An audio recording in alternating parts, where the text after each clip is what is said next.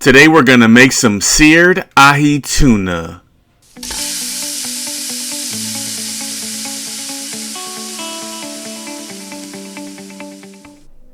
Alright, first we're gonna start off with the ahi marinade. So to do this, I used liquid aminos, sesame oil, sesame seeds, crushed red pepper, and some green onions, and I gave it a whisk. Now once these ingredients are mixed together, we get our wild caught yellowfin tuna and we add the marinade to it. Now we're gonna make sure everything is covered up. We're gonna store it in the fridge to let it marinate. In the meantime, we're gonna make our coleslaw with the cabbage, green onions, and cilantro. Now the dressing to make it spicy, we got liquid aminos yet again, rice wine vinegar, sugar, crushed red pepper, sesame oil, sesame seeds, and some salt to taste.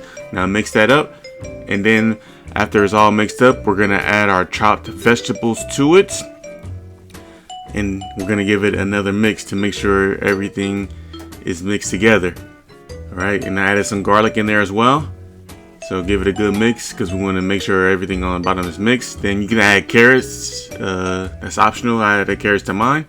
Now that our ahi tuna is marinated, we're going to add it to the grill and we're just going to sear it. We're not going to overcook it. We still want it red on the inside.